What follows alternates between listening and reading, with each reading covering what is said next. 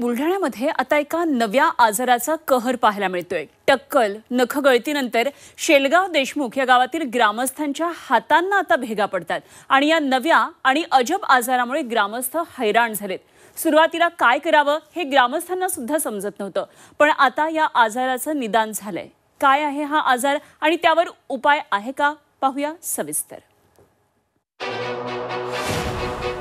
केस गळती नख गळतीनंतर आता हाताला भेगा। शेलगाव देशमुख मध्ये इसबगोल आजाराचा कहर। नव्या आजारानं ग्रामस्थ त्रस्त, प्रशासन सतर्क। बुलढाणा जिल्ह्याच्या शेगाव तालुक्यात 2 महिन्यांपूर्वी केस गळती आणि नख गळतीचा प्रकार समोर आल्यानंतर जिल्ह्यात एकच खळबळ उडाली होती। त्यानंतर आता याच जिल्ह्यातील शेलगाव देशमुख गाव एका नव्या आरोग्य संकटाचा सामना करतंय। इथले ग्रामस्थ हातांना पडलेल्या भेगांनी हैराण झाले। हाताला भेगा पडत हाताची त्वचा सोलवटली जाते। आरोग्य विभागाला या संदर्भात तक्रारी मिळताच त्यांनी तातडीने दखल घेतली आणि या गावातल्या या आजाराच्या रुग्णांची तपासणी केली। या तपासणीत बहुसंख्य रुग्णांना त्वचारोग झाल्याचं निष्पन्न झालं। धक्कादायक बाब म्हणजे या आजाराने त्रस्त असलेले अनेक ग्रामस्थ गेल्या 12 महिने ते 5 वर्षांपासून उपचार घेत आहेत। हा आजार इसबगोल अर्थात एक्झिमा आहे। एक्झिमा कोणत्याही वयोगटात होणारा एक त्वचा रोग आहे। यामध्ये त्वचेवर भेगा पडणं, त्वचा कोरडी पडणं, खाज सुटणं, त्वचेवर पुरळ येणं, त्वचेवर जाड चामड्यासारखे ठिपके येणं, चकचकीत खवलेयुक्त किंवा त्वचा खडबडीत होते। इसबगोल अर्थात एक्झिमा हा संसर्गजन्य नाही, पण आजार पूर्णपणे बरा होण्यासाठी बराच काळ लागतो। यामध्ये सौम्य किंवा संवेदनशील त्वचेसाठी मॉइश्चरायझर वापरा। डॉक्टरांच्या सल्ल्यानुसार खाज आणि सूज कमी करण्यासाठी औषधं घ्या। तुमच्या त्वचेचं स्वरूप सुधारण्यासाठी आणि डाग दूर करण्यासाठी हलकी थेरपी घ्या।